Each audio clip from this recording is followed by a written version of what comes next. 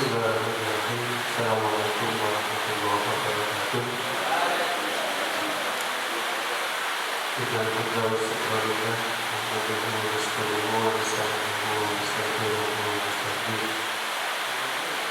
Asyhadu an la ilaha illallah wahdahu la syarika lah wa asyhadu anna Muhammadan abduhu wa rasuluh. Allahumma shalli wa sallim wa barik ala nabiyyil karim wa ala alihi wa sahbihi wa man tabi'ahum bi ihsanin ila yaumil din. Amma ba'du, Alhamdulillah. Tak lupa kita bersyukur kepada Allah atas segala nikmat yang diberikan kepada kita semua. Dalam situasi hujan, alhamdulillah kita menjurutkan niat kita, semangat kita untuk mempelajari kitab Allah, untuk mempelajari Al-Quran, karena inilah wahyu yang diberikan oleh Allah kepada kita semua. Inilah aturan kita, inilah pedoman kita, yang mudah-mudahan dengan memahami apa yang ada di dalam Al-Quran, kita mampu mengamalkan dengan sebaik-baiknya. Kita awali dengan membaca bersama. Bismillahirrahmanirrahim. Sudah kita awali pada malam Sabtu lalu tentang surat Al-Lahab atau surat At-Tabat di sini. Itu juga menyebut surat Al-Masad. Ya, jadi namanya banyak. Diturunkan di awal-awal ini secara dakwah juga, karena sebetulnya ayat-ayat yang diturunkan oleh Allah itu juga tidak lepas dari proses bagaimana berdakwah, proses bagaimana menanamkan akidah, proses dari mana dakwah itu dimulai, kemudian apa, kemudian apa, kemudian apa, kemudian apa, dan seterusnya. Ya. Dan ini adalah dakwah terang-terangan pertama kali yang dilakukan oleh Rasulullah SAW. Sedikit saya ulangi. Ketika mendapatkan perintah dari Allah, fastaqim tu'mar wa aqrid 'anil musyrikin, fastaqim tu'mar, sampaikan saja, kata Allah. Apa-apa yang diperintahkan oleh Allah terang-terangan. Wa aqrid 'anil musyrikin, dan berpalinglah dari orang-orang musyrik. Artinya apa? Ya hadapi, jangan dipedulikan, jangan takut lagi. Saatnya melakukan dakwah secara terang-terangan. Setelah sekian lama Rasulullah SAW menyampaikan Islam ini kepada manusia itu individu berindividu, satu persatu, dan itu dilakukan tidak secara terang-terangan. Maka perintah untuk melakukan dakwah secara masif, secara besar-besaran, maka kemudian merespon perintah itu Rasulullah SAW mengumpulkan orang-orang Makkah. Dalam sebuah riwayat disebutkan Rasulullah mengumpulkan orang-orang Mekah itu di bukit Safa. Karena Rasulullah yang memanggil, maka seluruh orang Mekah hadir. Ya, seluruh orang Mekah hadir. Karena memang Rasulullah SAW itu orang yang sudah dipercaya Al-Amin sejak beliau sebelum menjadi Nabi, sejak beliau belum menjadi Rasul. Sehingga sebetulnya kata-kata Rasulullah itu termasuk yang sangat didengarkan oleh orang-orang Mekah.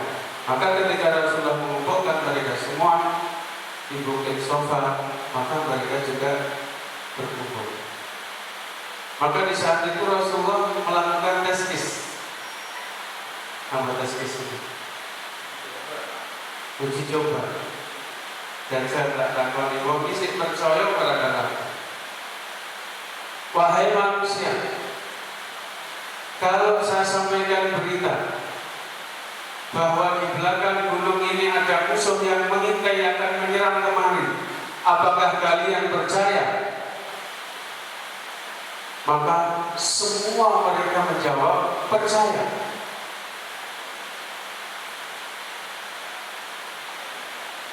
Kenapa? Majarat terjadi.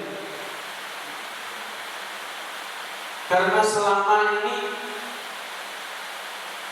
Rasulullah SAW itu orang yang sama sekali tidak pernah berbohong.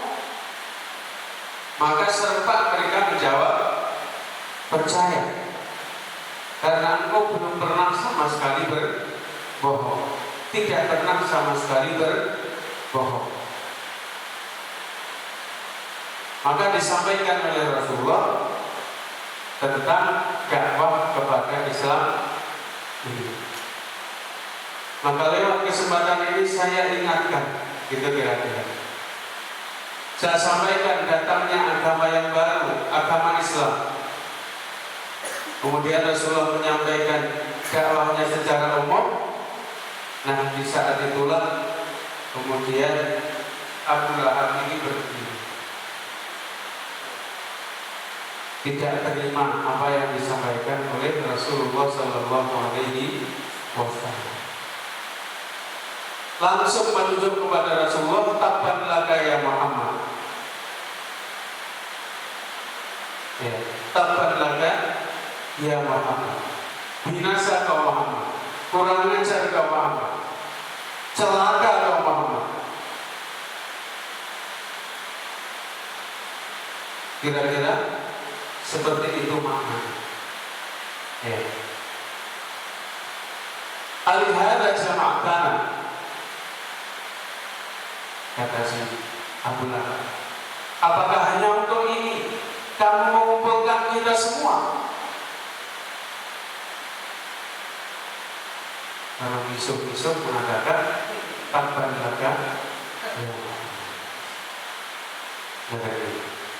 Nah, saat itulah kemudian Allah menjawab lewat ayat Tabbat yada abi lahabin wa tab. Celakalah, binasalah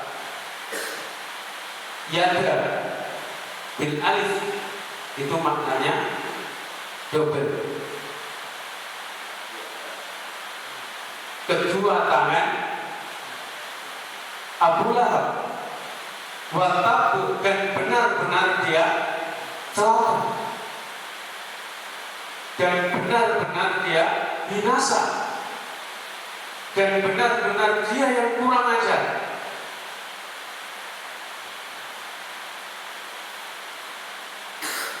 Jadi ini bantahan dari Allah, jawaban dari Allah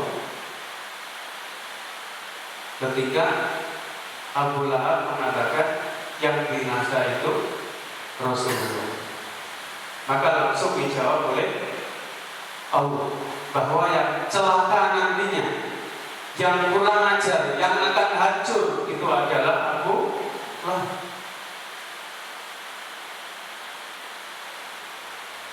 Di sini disebutkan tangannya. Kenapa tangannya? Buat tangannya lemak itu kayak ala itu. Maknanya tangan itu mewakili semua perbuatannya.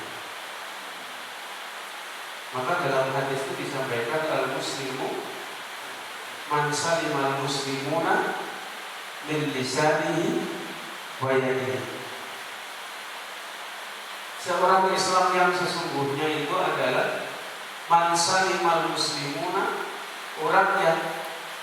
orang-orang Islam lainnya itu selamat min lisanihi, dari gangguan lidahnya, wa yadihi, dan gangguan tangannya. Maksud gangguan tangannya itu adalah gangguan segala macam perbuatan.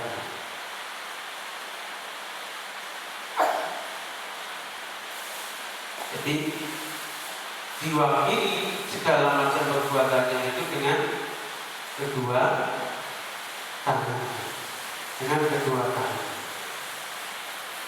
Tabbat yada Abi Lahabin wa tab. Jadi sungguh celaka semua perbuatan Abu Lahab, dan dia akan binasa, dia akan hancur. Karena apa? Perbuatannya itu, ya, akibat dari perbuatannya ini, bukan Rasulullah. Itu kira-kira bukan Rasulullah.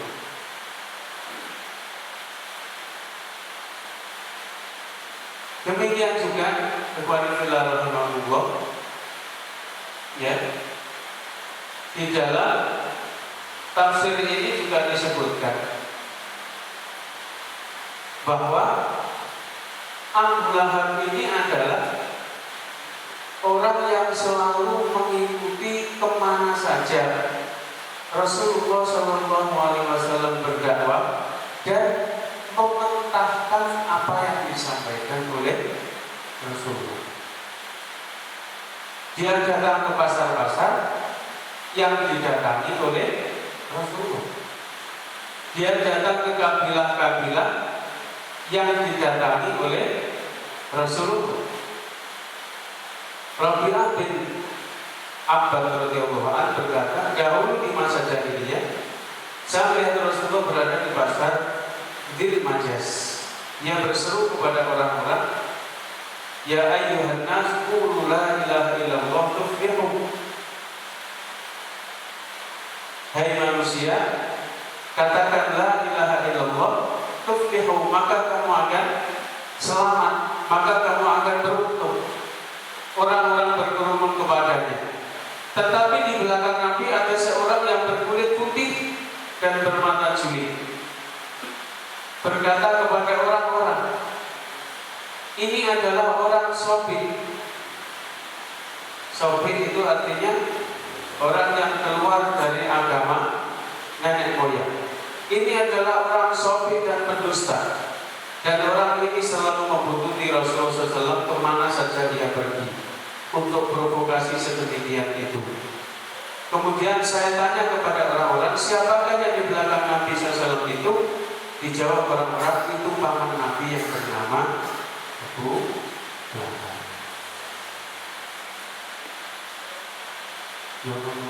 Dakwah mesti ya jadi Abu Lahab itu. Kau banyak berjuang, burinya itu seluruh tidak ya. Abu Lahab itu ya beda.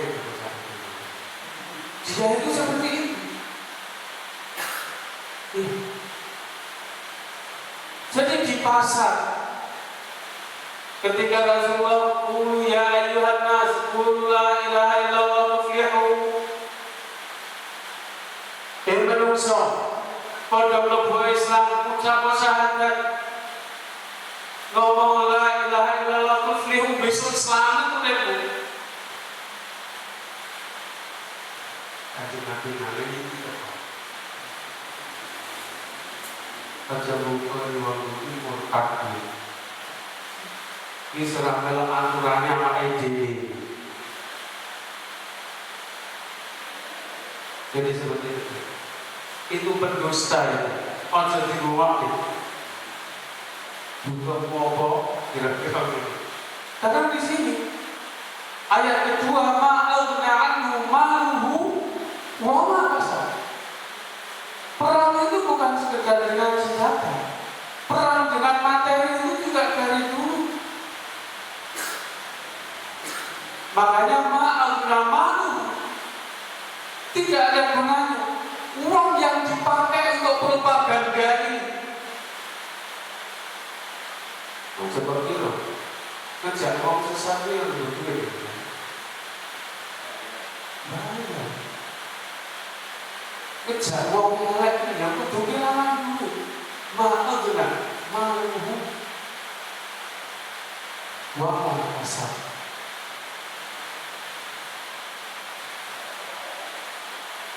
Muhammad bin Ishaq meriwayatkan dari Ubaidillah bin Abbas berkata, saya telah mendengar Rabi'ah bin Abbas bercerita, ketika bersama ayahku melihat Rasulullah SAW berjalan mendekati kabilah-kabilah, sedang di belakangnya ada seorang juling mata, berambut panjang, putih wajahnya. Tiap kali Nabi berhenti pada satu kabilah dan bersabda, ya Bani Fulan, ini Rasulullah alaikum, amurkum an ta'budullaha la tusyriku bihi syai'an. Usahanya ini bahasanya Arab, tulisannya Latin. Wa an tusaddiqu wa an tusaddiquni wa tamna'uni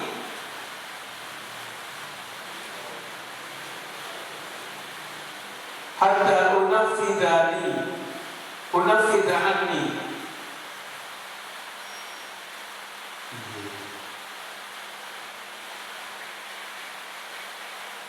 Hatta unafida anillahi ma ba'athani bihi.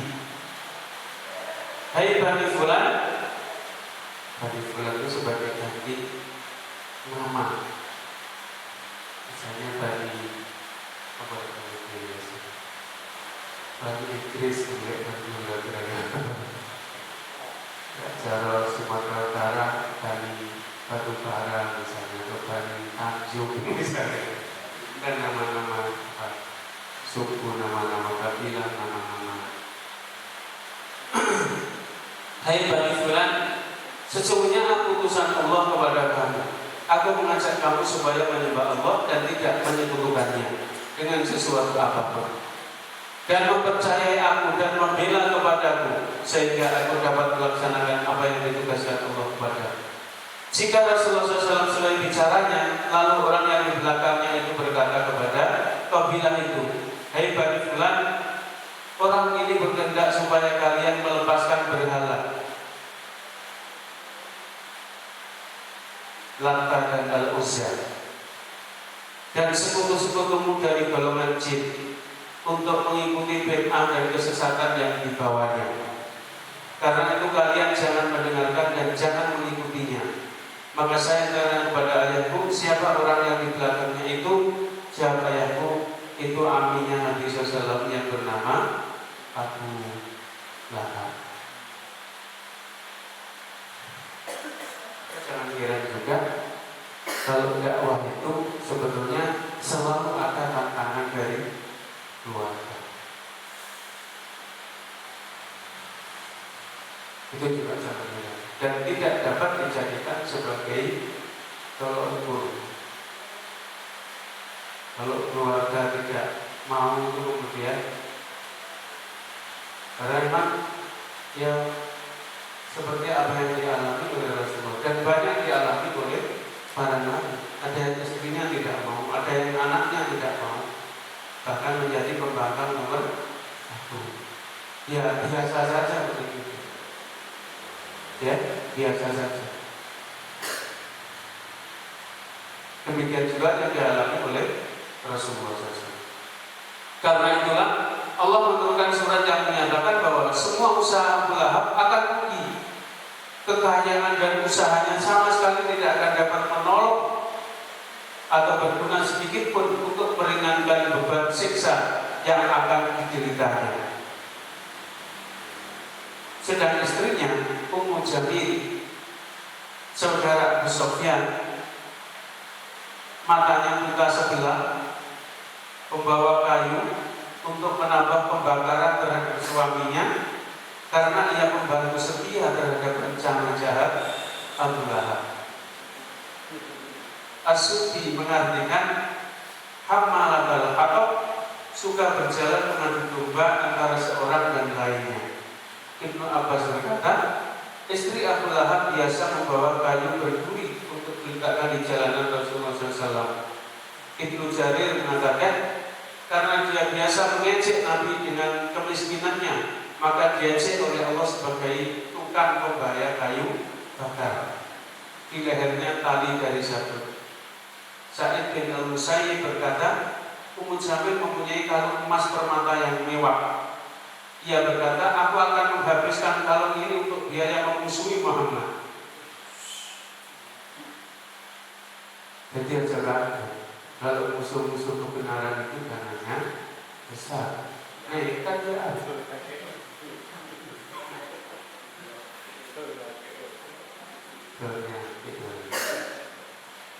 Jadi sampai seperti ini, dia tuh punya kalung besar bersumpah sampai kalau muntek kabeh takdir dia.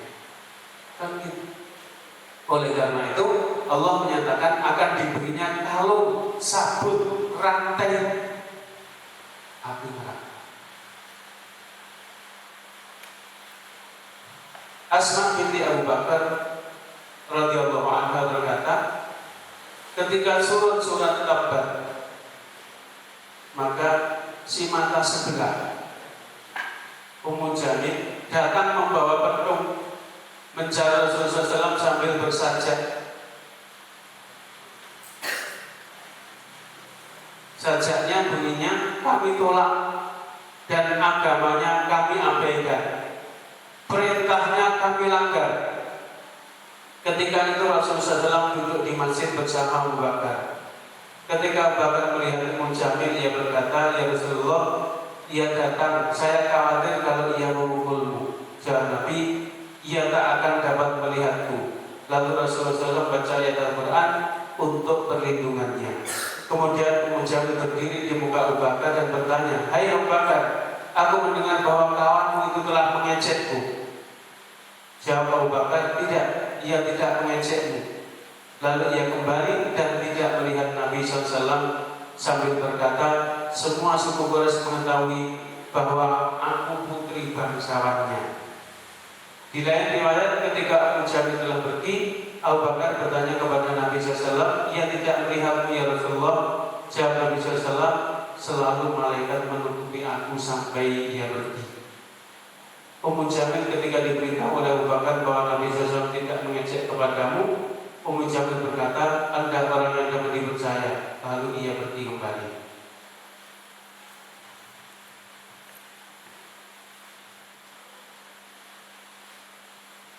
Jadi Allah di dalam ayat ini sudah mengatakan bahwa nanti yang binasa, nanti yang hancur, nanti yang kalah itu adalah Abu Lahab.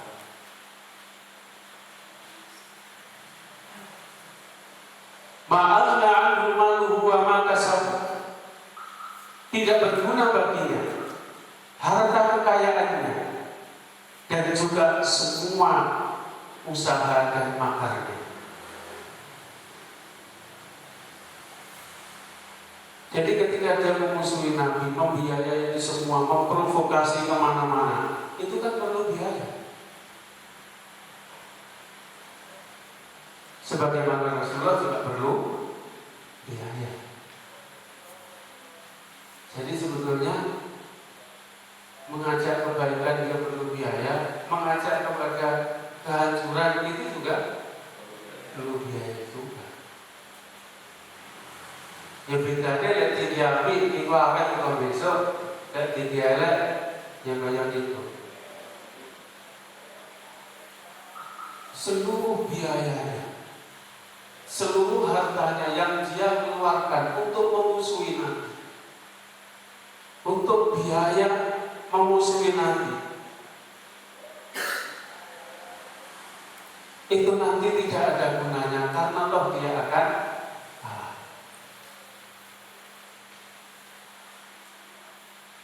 Demikian juga hartanya yang banyak ini nanti juga tidak akan mampu meringankan sedikit pun siksa dia di dalam neraka. Karena orang-orang kafir begini kan kadang-kadang maksud besok nih neraka tak tunggu nih kan ya. Karena mentang-mentang kan di dunia kadang-kadang begitu.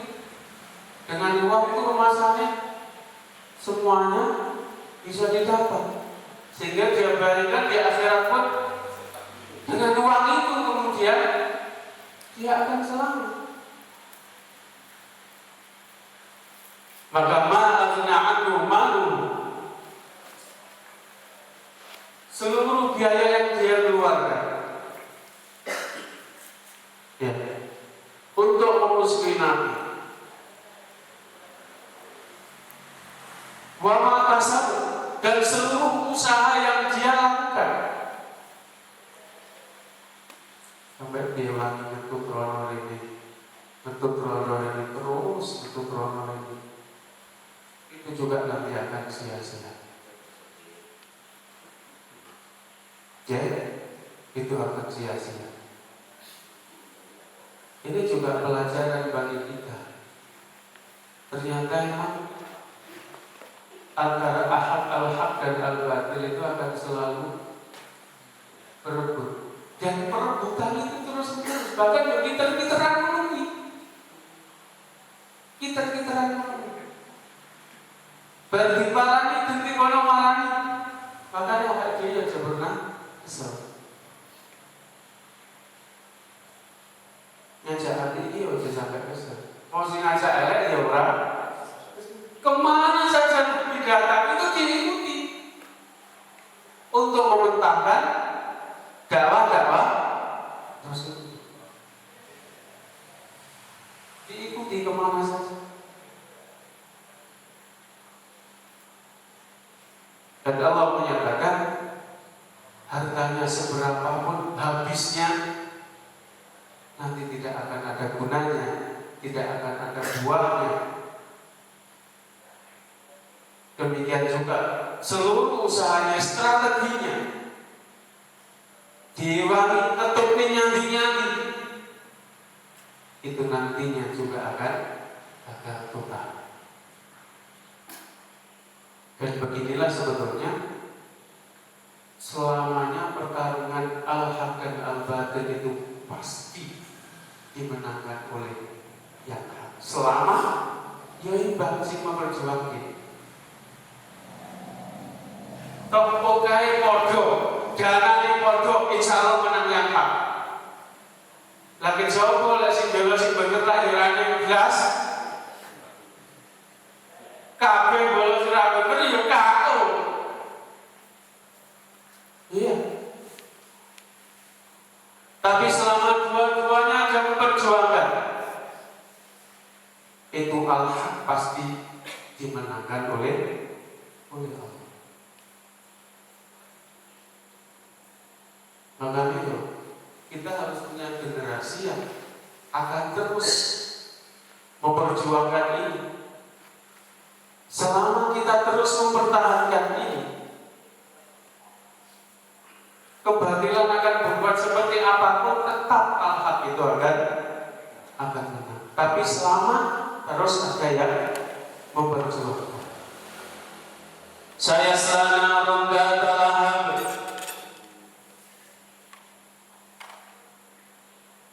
maka dia akan dimasukkan oleh Allah naran ke dalam api zat lahab, bukan sembarang api tapi yang kira-kira yang dunia telah ada gunung legas sebagainya. Wisik gede berapa derajat itu? Kan 1000 lebih. Anginnya menyapu kan obok kabeh. Ini kan angin nih, belek pas uripe kae. Yang meleleh itu. Boleh kira-kira wis. Ya wis remuk hancur, pun enggak ada apa-apa. Lah malicin kan kena angin. Dudu sing meleleh itu sih dunia. Makanya sebetulnya kalau Rasulullah SAW memberikan gambar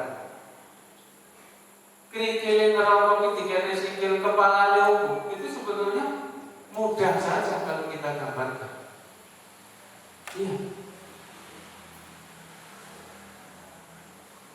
Karena apinya di dunia saja sudah seperti itu. Kayak sorry jadi kira di sini ngomong gitu. Iya, di sini ngomong. Maka mestinya harus jadi pelajaran bagi kita. Ya, zat lahab itu ya sing muncelak nek cara bahasa Jawa.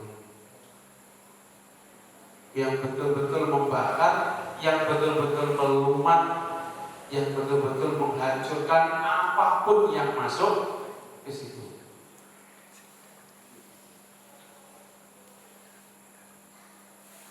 Itu Abu Lahab. Sekarang bagaimana mendukungnya? Wah, berbatu. Ini pendukung setia Mas. Gitu. Iya. Ini pendukung setianya. Tim sukses.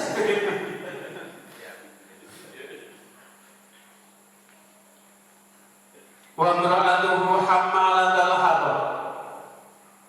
Wa imra'atuhu dan istrinya yang setia dan pendukungnya yang selalu membantu.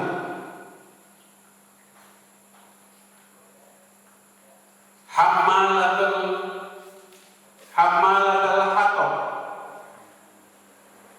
Hamalah yang selalu membawa.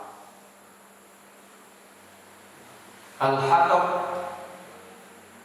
ya kayu. Al-hatab itu ya kayu. Tadi sudah saya sampaikan beberapa makna dari para ahli tafsir.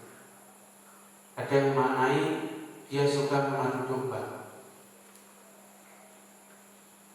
Ada yang maknai dia selalu menjelek-jelekan kepada orang.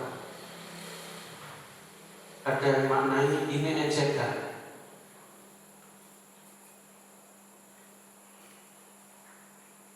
Ada yang maknai ini provokator.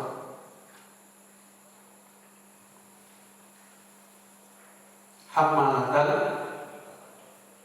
hatab.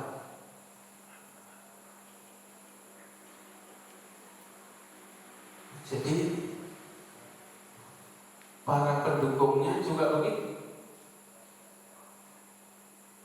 Makanya dukungan dia begitu benar.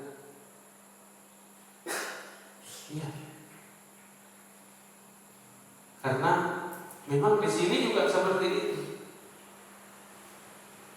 Demikian juga wamra'atuhu hammalatal hatab. Itu maksudnya nasibnya sama dengan Abu Lahab. Nasibnya bodoh. Itu maksudnya. Dua-duanya hartanya semuanya dihabiskan pun itu tidak ada.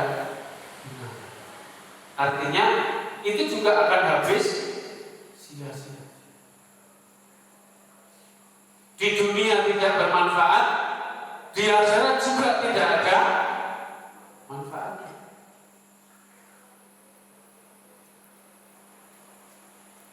Makanya walfillah harta itu penting dan pertanyaannya dua. Pertama akan ditanya dari mana, dan yang kedua untuk apa. Jadi orang di rumah sana buatan media tak gitu pun nomor itu usaha dewi enggak, nanti akan ditanya. Jadi dapatnya harus dengan jalan yang benar, disalurkannya di jalan yang benar. Karena seperti ini nanti akan ikut bertanggung jawab. Jadi dia dan hartanya dan seluruh usahanya, seluruh strateginya, juga termasuk lainnya pendukungnya. Hamalat al-hatab yang selalu membakar manusia, yang selalu manas-manasi Kanjeng Nabi, yang selalu menyakiti Rasulullah, yang selalu menghalangi Rasulullah.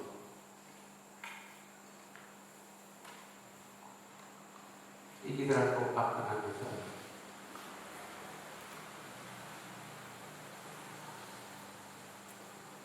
Ya, karena ada juga yang suami istri itu tidak sama.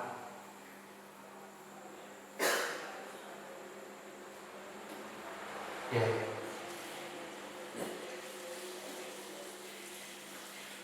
Raja Fir'aun itu istrinya siapa? Asia, bukan Aisyah, itu berbeda. Berkomen model bedroom. Asia namanya. Itu seorang mukminah. Itu yang membela ketika menemukan Nabi Musa kecil dari sungai dan akan dibunuh oleh Fir'aun. Dia yang membela, akhirnya tidak dibunuh. Dia seorang mukminah. Jadi firman kira-kira yang merokok Asia ini nanti di surga. Ya. Jadi suami istri itu bisa boleh orang rokok. Ya, gone orang bodoh bisa. Dan kalau orang cerai nggak apa-apa. Karena nanti memang dipertanggungjawabkannya masing-masing. Ya, dipertanggungjawabkan masing-masing.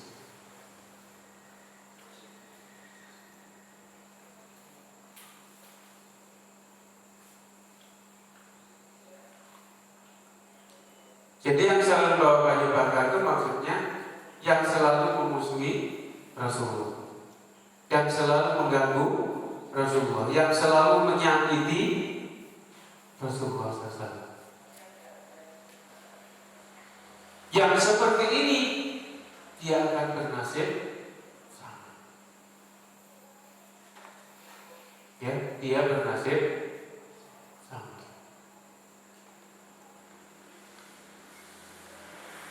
Hammalatul hatab artinya yang membakar, yang mengadu domba, yang memusuhi Nabi dan seterusnya, yang mengubarkan peperangan, permusuhan, ya,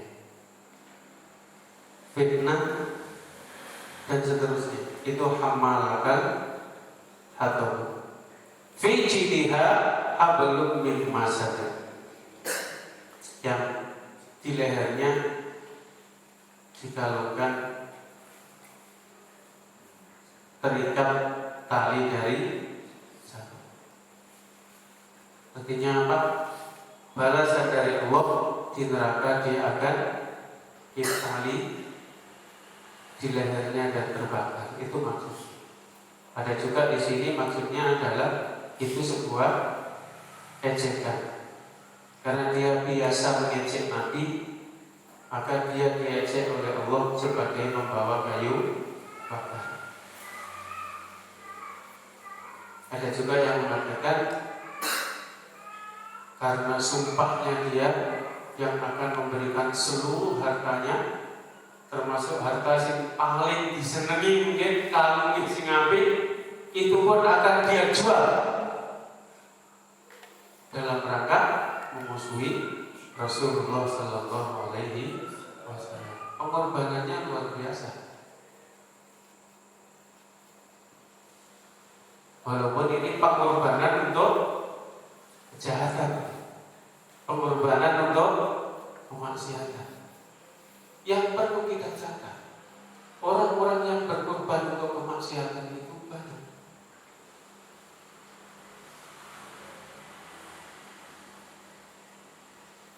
Jadi dirinya, tenaganya, uangnya, strateginya, usahanya, yang begitu itu selalu ada.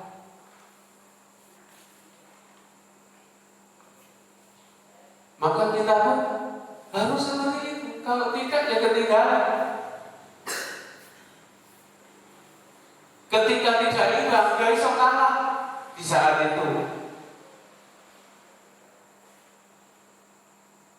Ya, bisa kalah di saat itu. Maka wafilah rahimahullah, tentu untuk menegakkan yang hak, yang benar, untuk menegakkan nilai-nilai agama Allah, itu harus diperjuangkan. Dan perjuangan itu juga mulai tenaganya, dirinya, hartanya, keluarganya, usahanya, strateginya, semuanya memerlukan itu semua. Ya, maka insya Allah dengan itu mudah-mudahan al-haq itu bisa ditegakkan. Lewat surat inilah Allah Subhanahu wa ta'ala membantah sekaligus membalikkan bahwa yang akan hancur, yang akan rugi, kedoknya juga di sini dibuka. Ya, kedok siapa? Ya Abu Lahab dan pendukungnya. Tentu Amra'atuh itu istrinya dan orang-orang yang seperti itu. Ya, dan orang-orang yang seperti itu, yang mendukung, yang membantu dan sebagainya. Pastilah ada satu hal yang perlu saya sampaikan di sini. Ayat ini juga mengandung mukjizat yang sangat luar biasa.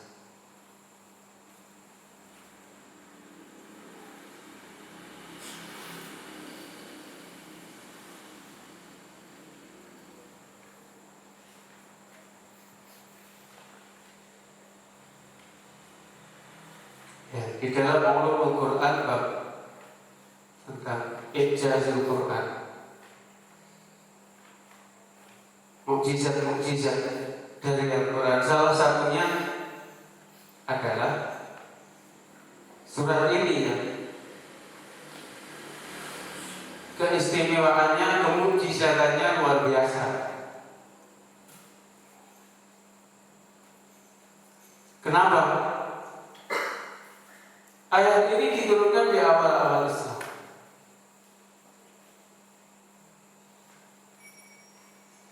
Ayat ini juga menyebut nama orang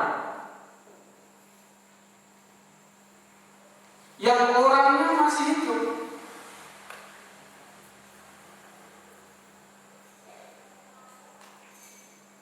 Dan Allah bisa ngecap,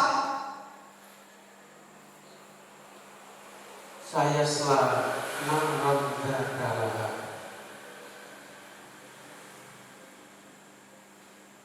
Kata para ulama, sebetulnya kalau ingin membuat surat ini keliru, Abu Lahab itu gampang saja, masuk Islam saja. Ayat ini kalam kabur. Iya.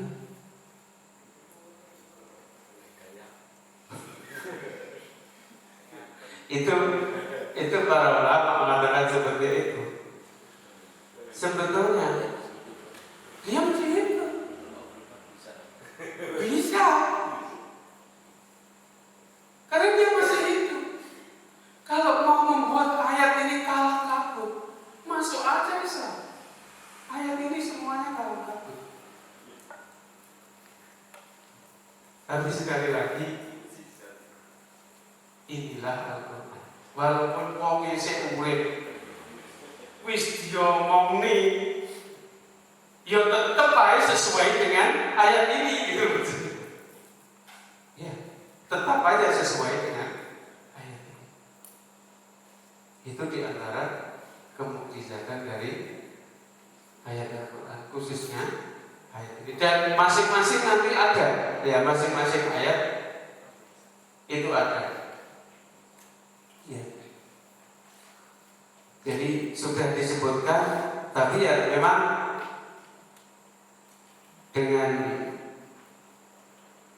sejarahnya Abu Lahab sendiri yang semakin memusuhi Nabi, istrinya juga begitu, semakin membenarkan ayat ini. Tentunya kan seperti itu. Dan itu sampai mati.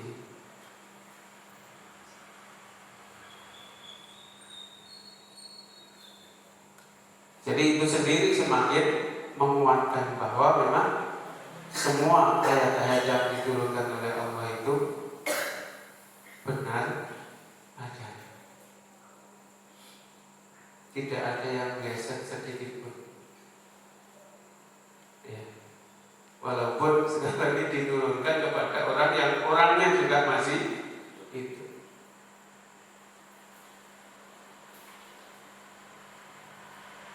Jadi intinya apapun yang dikatakan oleh Al-Quran ternyata semuanya benar dan terjadi.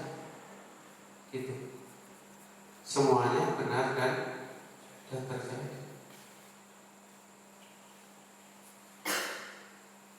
Hal yang mungkin saat Al-Quran itu turun itu kelihatannya tidak masuk akal, tapi pada saatnya nanti juga akan jadi kenyataan.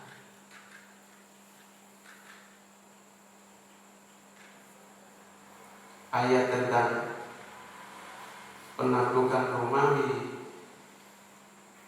hadis tentang penaklukan Persia, itu sangat luar biasa.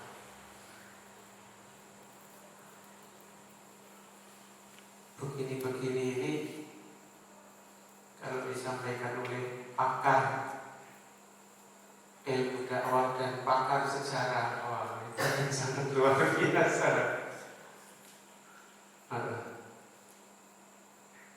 Dan ayat Allah itu sedemikian luar biasanya.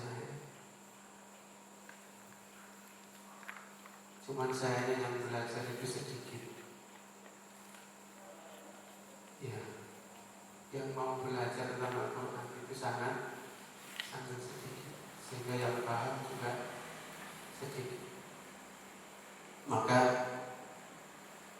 ya diteruskan ya. Nanti mudah-mudahan di Al-Quran itu nanti ya selain menghafalkan, nanti juga kepada maknanya. Itu akan sangat luar biasa. Ya. Karena memang ini pedoman kita, ini tatanan kita, ini aturan kita, ini petunjuk kita. Yang dengan itu insya Allah kita akan selamat dunia dan akhirat. Jadi kalau Al-Quran menceritakan tentang akan ditaklukkannya Romawi itu, bahkan dalam jangka tahun yang sudah ditentukan, tidak sampai 10 tahun, dan 9 tahun dari itu Romawi takluk. Yang zaman Al-Quran itu turun pada sahabat itu masih bingung.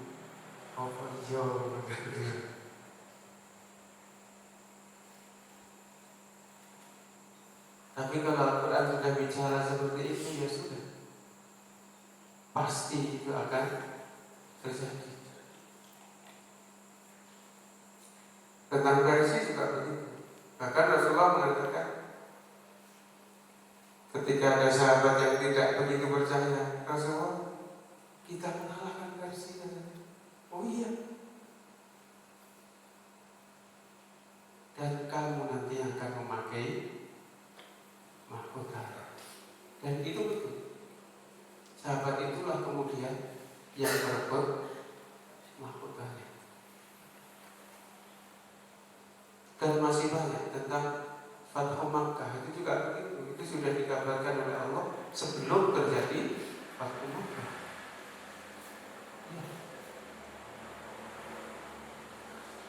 Jadi ya orang jangan gitu maksudnya.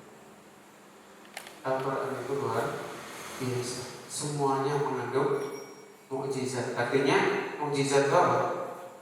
Keluar biasaan yang tidak bisa ditandingi oleh manusia.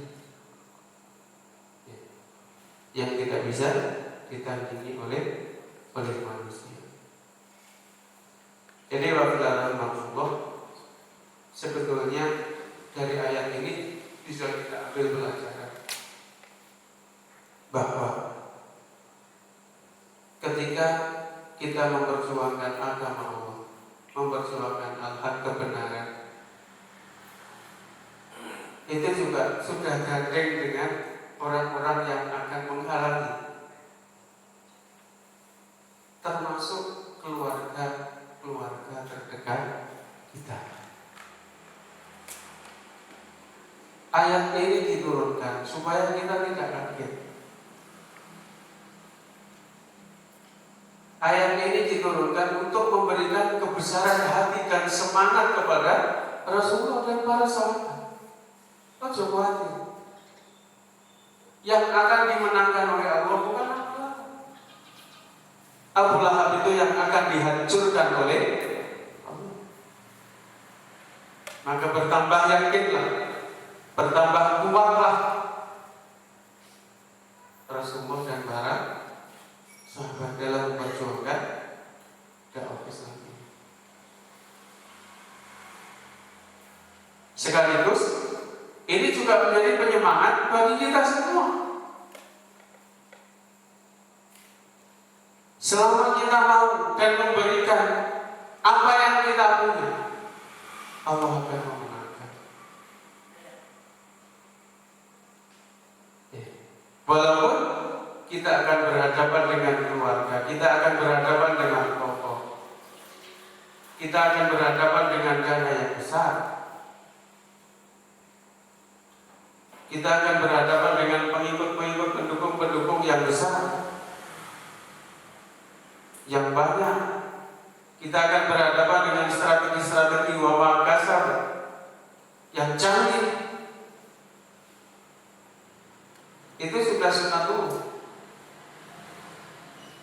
Karena jangan bermimpi kemudian kita itu menegakkan yang hak, kemudian tidak ada yang ganggu, itu jangan bermimpi. Coba dibuka dalam surat Al-Ankabut. Kalau ayat kedua, jusnya sekitar 20 atau 21, kurang lebih ya, atau 22, pokoknya lebih. Coba mulai awal ayat dibaca.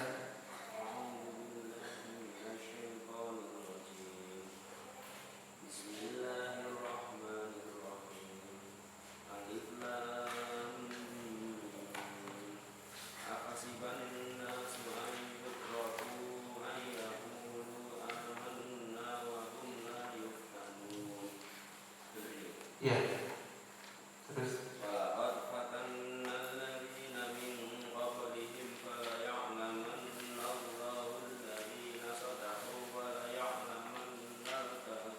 Cukup. Ayat ini dimulai dengan istilahnya al-huruf al-muqatta'ah atau fawaatihus suwar. Alif, lam, mim. Apa artinya? Ora nek sira. Lebu wong Arab sing duwe huruf kuwi ra Jawa. Kenapa Allah memberikan ini?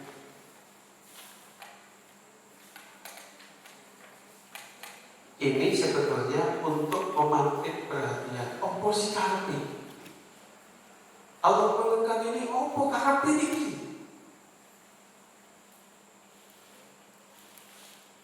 Ayat yang didahului atau surat yang didahului dengan huruf-huruf al-muqatta'ah itu biasanya setelah itu Allah itu akan menunjukkan sesuatu yang sangat penting, sehingga diperlukan oleh Allah ada hal yang luar biasa, sehingga orang-orang itu memperhatikan bukan bingung. Alif Lam Mim. Ahasiban nasu ayyakrahu ayyaqulu amanna wa hum la yafqahun. Ini sebenarnya titik poin. Ahasiban nas, apakah manusia itu mengira? Ahasiban nasu ayyakrahu ayyaqulu amanna. Allah akan membiarkan ketika mereka mengatakan beriman kepada Allah, wa hum la yaftanun,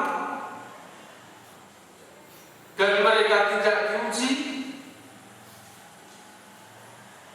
dan mereka tidak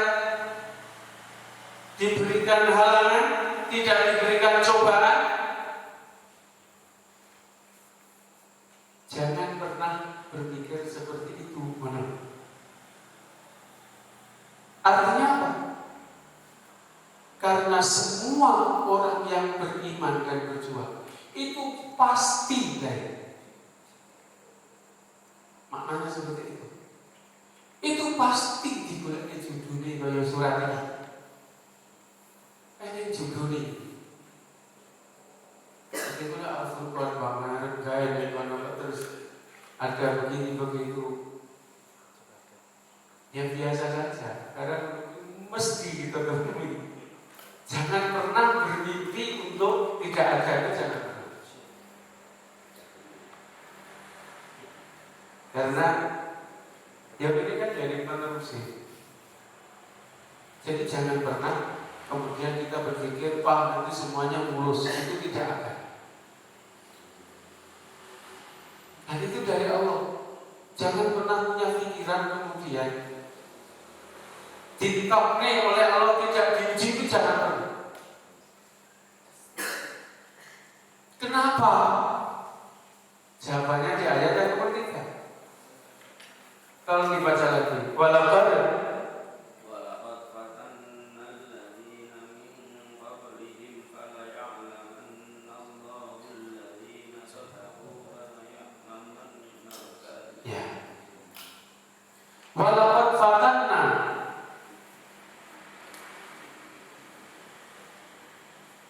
walaqad fatanna alladziina min qablihim. Ya. Falaya'lamanna Allahu alladziina sadaqu wa laya'lamanna al-kaadzibin. Walaqad fatanna. Contoh sudah banyak dan semua telah diuji oleh Allah. Alladziina min qablihim, orang-orang yang berjuang sesudah orang-orang yang dulu, nabi-nabi yang dulu, pengikut nabi yang dulu, itu semua oleh Allah diuji. Untuk apa? Fala ya'lamanna Allahu alladziina shadaqu wa la ya'lamanna al-kadzibin. Karena dari situlah nanti akan terlihat. Dari situlah yang akan membedakan. Setelah diuji kuwi bakal ketok. Endi wong sing sodaku tenanan lahir batin jaba jero. Wala ya'lamanna al-kadzibin, lan ketok wong sing ketok-ketok kalilon ketok kuwi ketok. Ketok ini lebih dijarah karena Abraham ini. Wah, kayak orang enak melak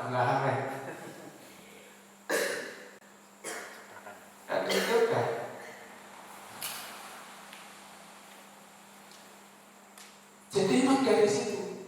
Kalau kemudian diuji bertahan, berarti dia sodaku. Balik yo tenanan.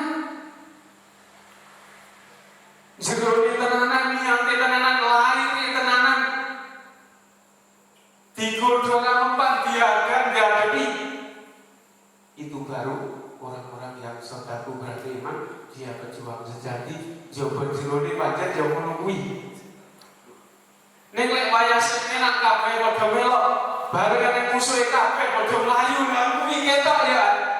Walayak lamanal kali ini mana yang berdusta sini itu akan kelihatan. Karena ya ada Rasulullah, ada Abu Bakar, ada istrinya, ada pendukungnya,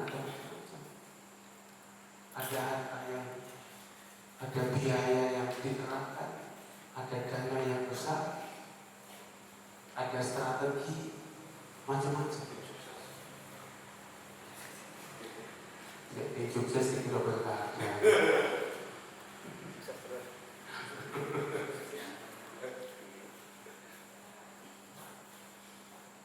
Jadi siapapun nanti akan menghadapi itu, dan itu dipastikan oleh Allah.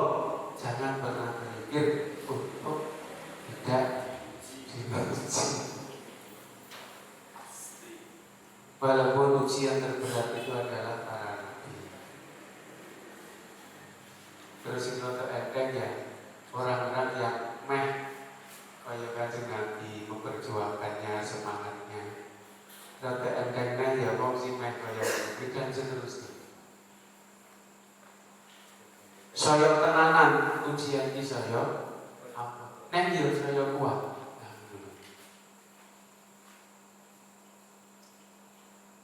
Oke, lek ora tau diuji ujiane kan ya tenanane ya semono kuwi.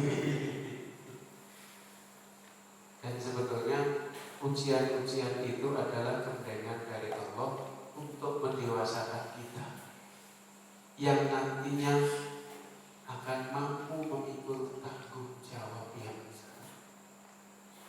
Kanjeng Nabi itu pemimpin agama dan pemimpin negara. Gak rawong digeblek tenan. Dadi apa? Rakyat dadi apa negara? Abu Bakar, Umar, wong sing digeblek ora karu-karuan. Karena apa? Calon-calon yang akan diberikan oleh Allah amanah yang besar. Ya wong sing digeblek gek kuat. Itu nanti yang pantas diberi amanah yang besar. Digeblek, ada apa Melayu, Ingkre, Mojo. Kayak mana dadekne pemimpin lah golek enake tok. Padahal pemimpin iki kudu gelem merkoso nek menak ora tau bagian kudune kan. Loh, iya kan? Adanya pemimpin itu kan digiring kosone. Karena apa? Untuk membantu rakyat yang memang mendapat ketidakadilan, yang tidak kemampuan. Nah itu tugasnya. Jawab semampu soalnya mampu diri. Adanya pemimpin itu sebetulnya untuk menegakkan kalau ada ketidakadilan dia. Karena ada pemimpin terus keadilan dijajak menengahi lah, gunanya dia jadi pemimpin itu apa? Untuk menegakkan itu.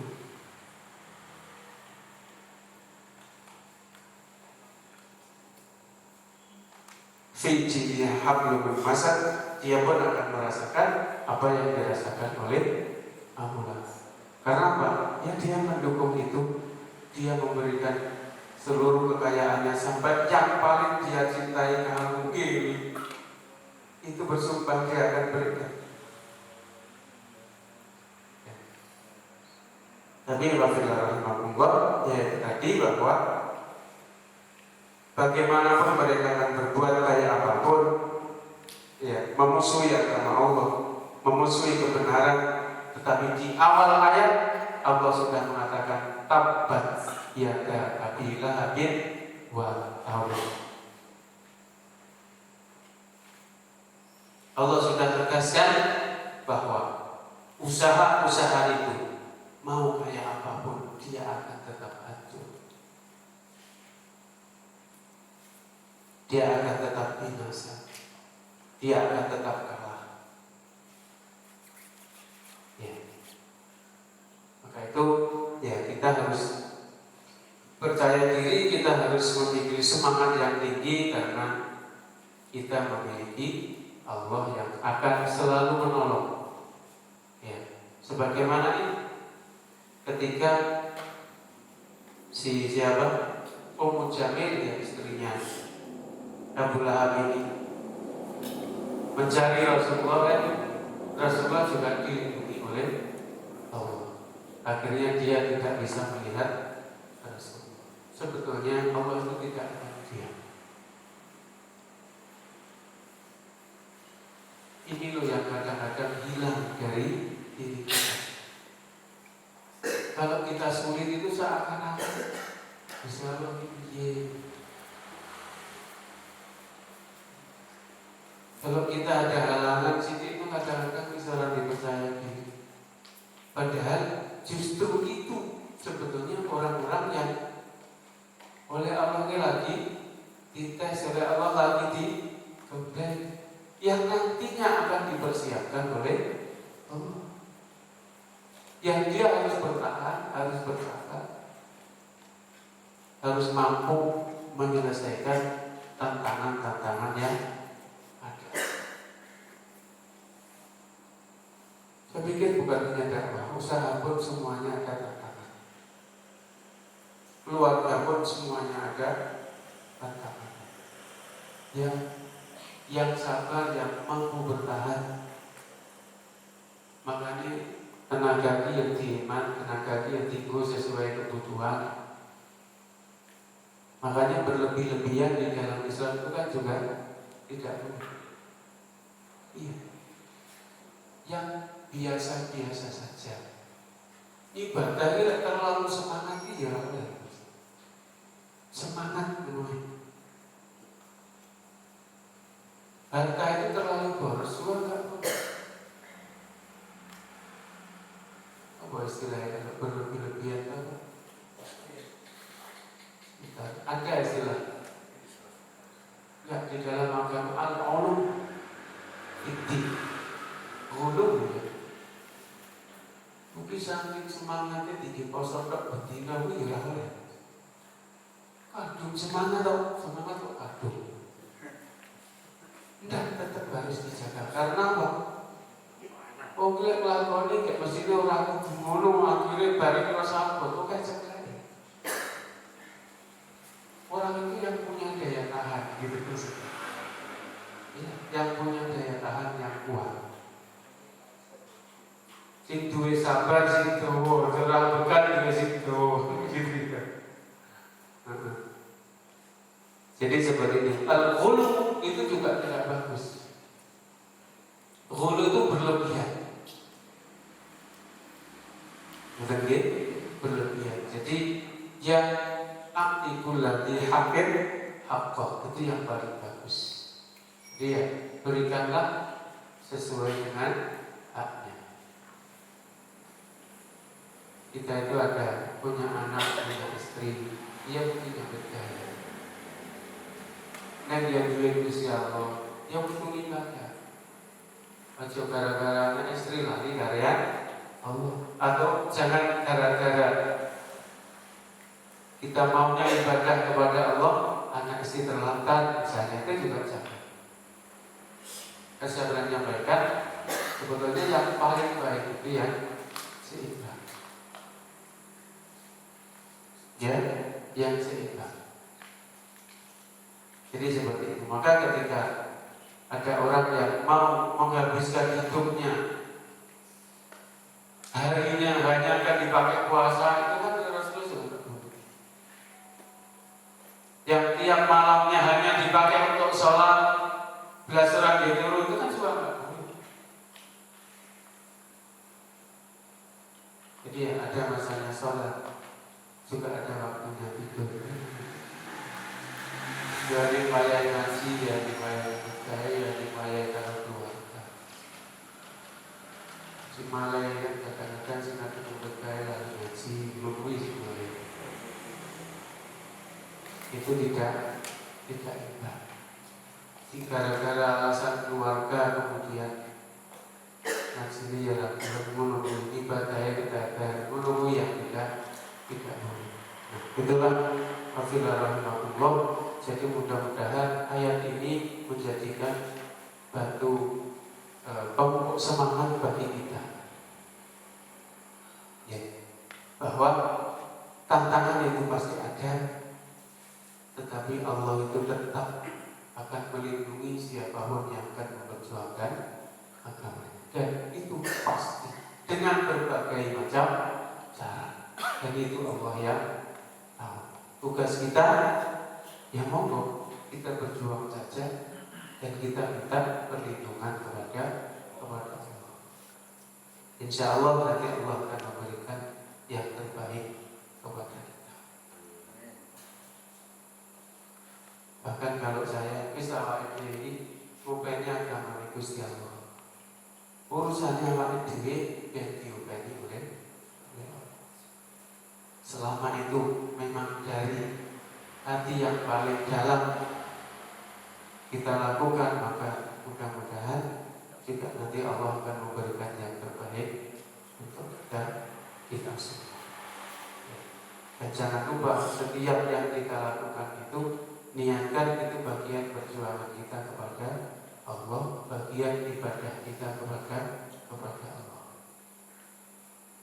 Yang termasuk dalam bekerja, termasuk di kolamnya anak, kita mengajar, kita dimanapun, karena memang sebetulnya bagi orang mukmin itu semuanya kan dalam rangka yaitu ngetrapni sebagai seorang mukmin yang baik, ya. Dan semua yang kita punya itu kita berikan kepada Allah. Alhamdulillah, insyaallah itu yang bisa saya sampaikan. Mungkin sedikit ada yang mau menyampaikan. Insyaallah untuk minggu depan kita masuk ke dalam surat An-Nasr.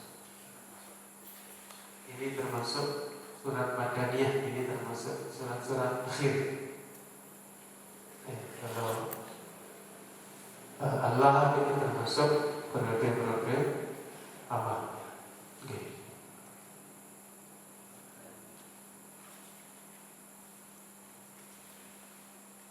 Jadi ini masa perjuangan kudune piye, ini masa kemenangannya kudune piye. Ya kan sering kita berjuang di antara yang menang kan gitu ya. Tapi menang kudune piye, itu surat An-Nasr. Oke, yang berjuang kayak menang lagi, dia tujuannya apa? Lah, orang itu bisa istiqomah itu bagaimana?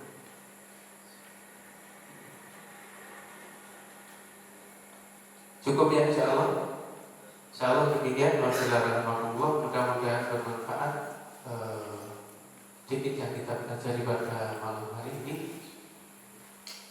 Ada kekhilafan, kesalahan, kekurangan, saya mohon maaf ya sebesar-besarnya. Kita akhiri dengan doa kafaratul majlis. Subhanallah wa bihamdika, asyhadu an la ilaha illa anta, astaghfiruka wa atubu ilaik.